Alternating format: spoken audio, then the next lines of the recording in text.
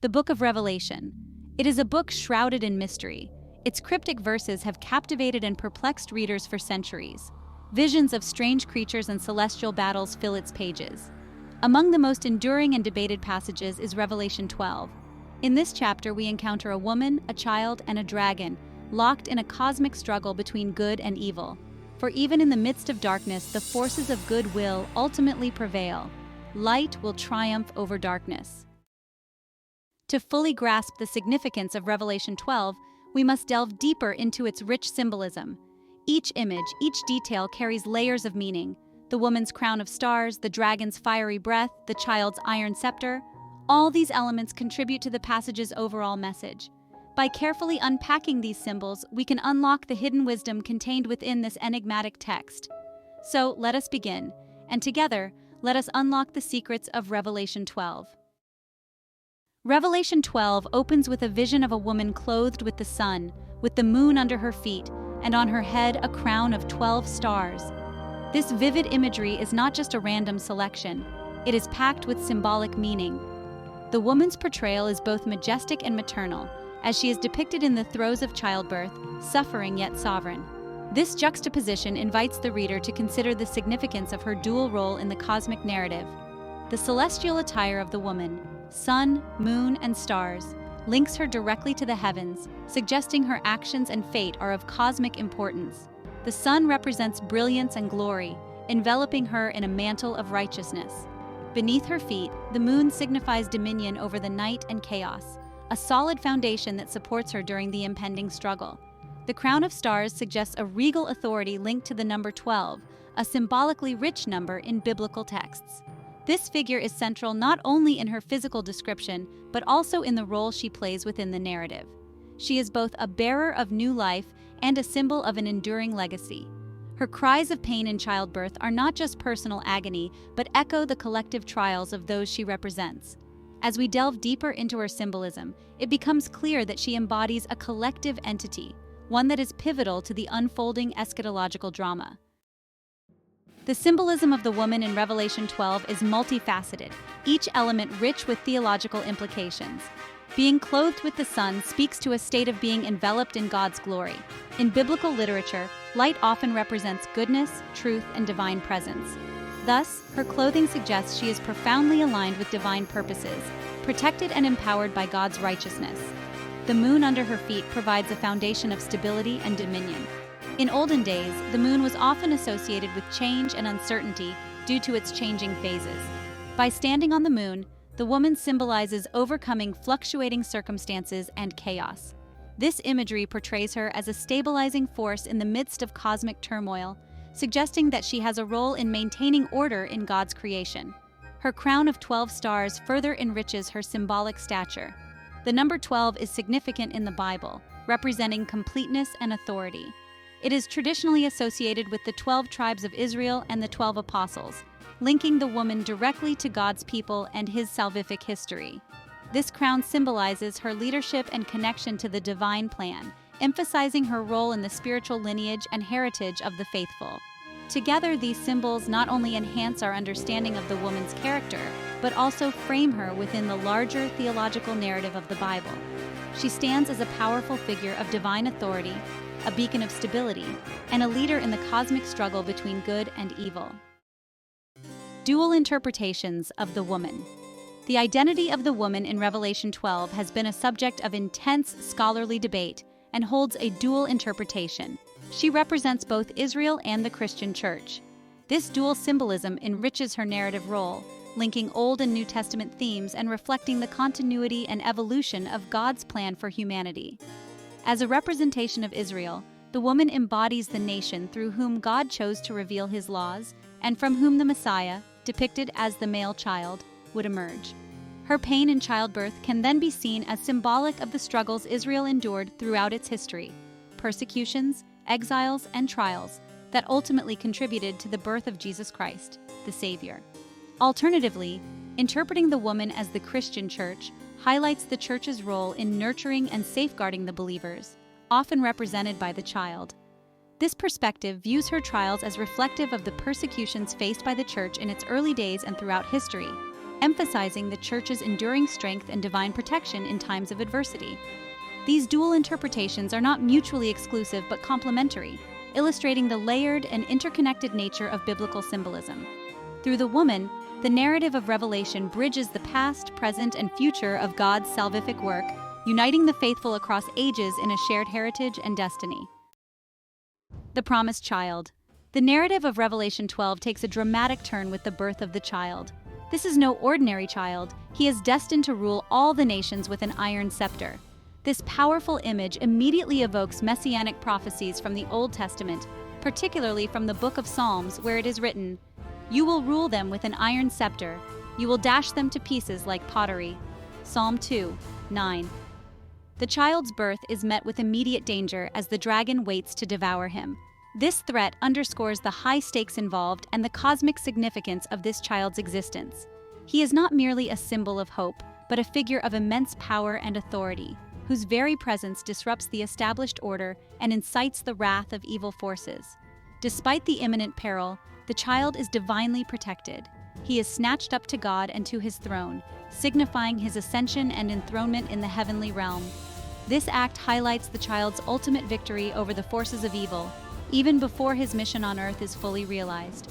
It assures the reader that this child's destiny is not bound by earthly limitations, but is firmly established in the divine plan. This sequence of events, birth, threat, and ascension, establishes a narrative arc that resonates with the life and ministry of Jesus Christ. The child's story, though presented in symbolic language, carries profound theological implications, pointing to the central role of Christ in God's plan for humanity. Symbolism of the child. The child in Revelation 12 is widely interpreted as a symbolic representation of Jesus Christ. This interpretation is supported by several key details in the text. The child's destiny to rule all the nations with an iron scepter directly aligns with biblical prophecies about the Messiah, who would establish God's kingdom on earth. Furthermore, the child's ascension to heaven mirrors Christ's ascension after his resurrection, as described in the Gospels. This parallel reinforces the understanding of the child as a symbolic representation of Jesus, highlighting his divine nature and his triumph over death. The child's birth from a woman who represents both Israel and the Church further strengthens this interpretation. This detail connects the child to the lineage of David, from whom the Messiah was prophesied to come, and positions him as the fulfillment of God's promises to his people. By representing the child as both vulnerable and powerful, the author of Revelation emphasizes the paradoxical nature of Christ's incarnation. The child's vulnerability at birth reflects the human aspect of Jesus, while his divine power and ultimate victory over evil affirm his divinity and his role as Savior. Christ's triumph and reign. The child's ascension to God's throne signifies the triumph of good over evil. This victory, though foreshadowed in the child's birth and ascension, is not a passive event. It marks the beginning of Christ's reign, a reign characterized by both justice and mercy. The image of the iron scepter, while symbolizing power and authority, also represents judgment. This aspect of Christ's reign is often overlooked but is crucial for understanding the full scope of his mission. He is not only a loving Savior but also a righteous judge who will ultimately vanquish evil and establish God's kingdom on earth. However, the child's reign is not solely defined by judgment. It is also characterized by redemption and the restoration of God's original creation. The child's victory over the dragon represents the ultimate defeat of Satan and the breaking of his hold on humanity. This triumph paves the way for a new heaven and a new earth, as described later in Revelation, where God's presence will dwell fully among his people. The child's reign, therefore, represents not only the culmination of history, but also the beginning of a new era, one marked by peace, righteousness, and the restoration of all things. The Great Red Dragon. Our attention now shifts to the antagonist of our story, the dragon. Revelation 12 introduces him as a great fiery red dragon having 7 heads and 10 horns, and 7 diadems on his heads. This vivid description immediately conjures images of a fearsome and formidable creature, one that embodies chaos and destruction. The dragon's very appearance speaks to its power and its capacity for wreaking havoc. The dragon's fiery red color connects it with fire, a symbol often associated with both destruction and purification. This duality hints at the dragon's destructive nature while also foreshadowing its eventual demise. The 7 heads and 10 horns amplify the dragon's monstrous image, suggesting an excess of power and a departure from the natural order. These features, often found in mythical beasts, reinforce the dragon's representation as a force opposed to God's creation. The 7 diadems on the dragon's heads further emphasize its authority and dominion. Diadems, often associated with royalty and power, suggest that the dragon holds sway over earthly kingdoms. This imagery points to the dragon's influence over human affairs and its ability to manipulate and control those who succumb to its power. The dragon's presence in Revelation 12 is not merely decorative, it serves as a stark reminder of the spiritual forces at play in the world. This monstrous creature, with its grotesque features and aura of power, embodies the very essence of evil, standing in direct opposition to God and all that is good.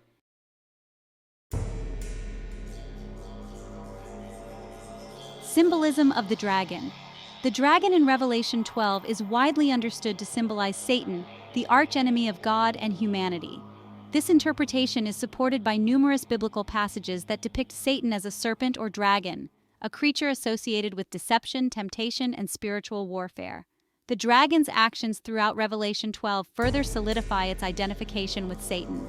The dragon's attempt to devour the child as soon as it is born mirrors Satan's attempts to thwart God's plan of salvation.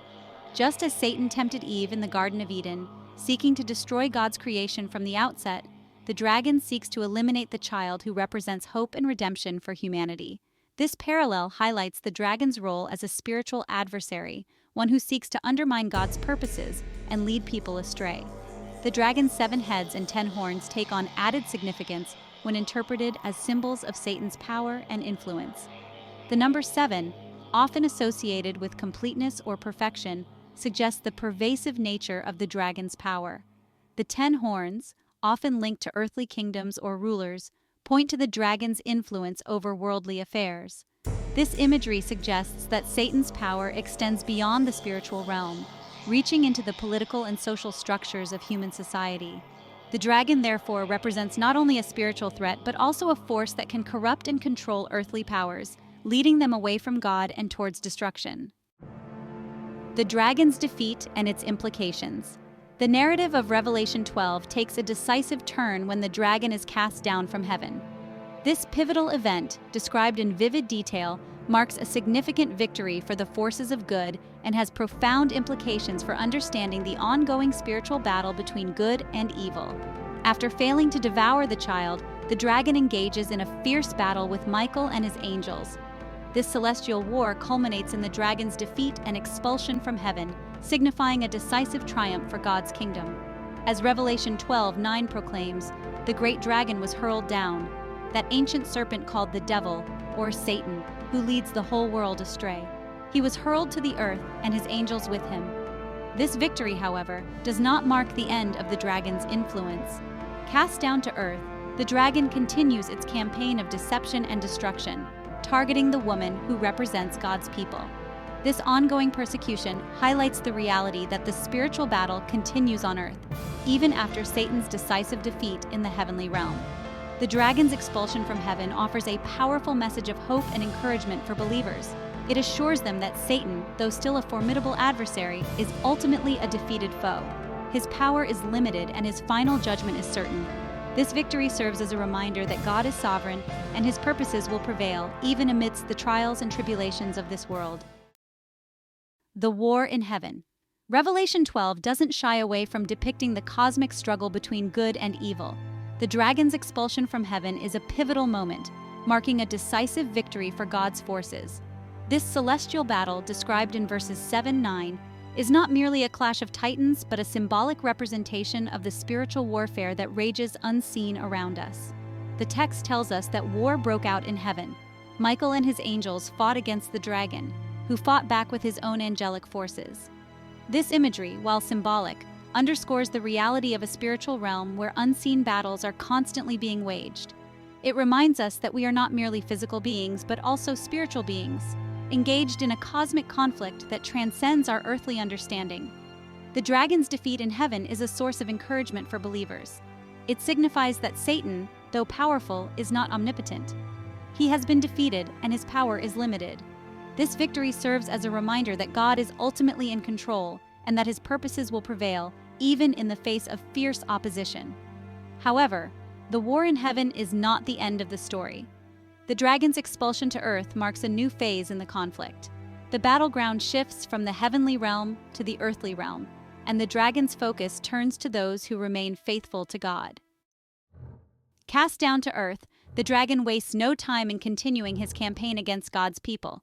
His fury is now directed at the woman, who represents both Israel and the church. Revelation 12:13 states, "When the dragon saw that he had been hurled to the earth, he pursued the woman who had given birth to the male child."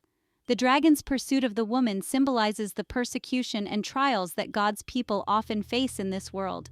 Just as the dragon sought to devour the child at his birth, so too does he seek to destroy those who follow Christ. This persecution can take many forms, from physical violence and oppression to spiritual attacks and temptations. However, the woman is not left defenseless. Revelation 12:14 tells us that she is given the 2 wings of a great eagle, so that she might fly from the serpent into the wilderness, to the place where she is to be nourished for a time, times, and half a time. This imagery speaks to God's protection and provision for his people, even in the midst of persecution. The wilderness, often a place of testing and trial in the Bible, becomes a place of refuge and sustenance for the woman. She is nourished and protected by God, hidden from the dragon's attacks. This image provides comfort and encouragement for believers, assuring them that God will never abandon his own, even when they face difficult circumstances. While the dragon continues his persecution on earth, his ultimate fate is sealed. Revelation 12 offers glimpses of the dragon's final judgment, foreshadowing his complete and utter defeat. This assurance of the dragon's demise provides hope and reinforces the message of God's ultimate victory over evil. The dragon's time is limited. The woman is protected from his attacks for a time, times, and half a time, a symbolic period often interpreted as 3.5 years. Revelation describes a future event where the dragon will be bound and cast into the abyss. He will be rendered powerless, unable to deceive or harm God's creation any longer. God's justice will prevail, and his kingdom will be established in its fullness. The vision of the woman, the child, and the dragon in Revelation 12, though shrouded in symbolic language, offers profound insights into the nature of faith and the ultimate triumph of good over evil. These symbols, steeped in biblical imagery, continue to resonate with believers today, offering comfort and guidance. The woman, clothed in celestial garments, embodies the strength and perseverance of God's people. Her suffering in childbirth mirrors the trials faced by those who seek to live righteously.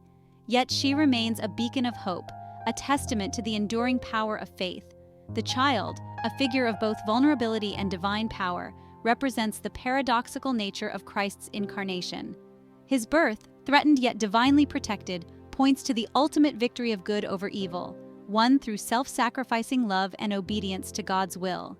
And the dragon, representing chaos and destruction, serves as a reminder of the spiritual battles around us. His defeat in heaven offers hope that evil will not have the final word. God's justice and mercy will prevail, ushering in a new era of peace and righteousness. The enduring power of Revelation 12 lies in its ability to transcend time and culture, speaking to the deepest longings of the human heart. The symbols woven throughout this enigmatic chapter resonate with our own experiences of struggle, perseverance, and the yearning for a world redeemed. We see ourselves in the woman, facing trials and tribulations, yet clinging to faith in God's promises. We find hope in the child, a symbol of ultimate victory over the forces of darkness, and we draw strength from the knowledge that the dragon, though fearsome, is a defeated foe, his power ultimately limited by God's sovereign hand. Revelation 12 is not merely an ancient text to be deciphered, but a living narrative that shapes our understanding of the world. It invites us to engage in the ongoing struggle between good and evil, to stand firm in our faith, and to trust in God's ultimate plan for humanity. In this promise, we find the courage to face the future with hope, knowing that even in the darkest of nights, the dawn is sure to come.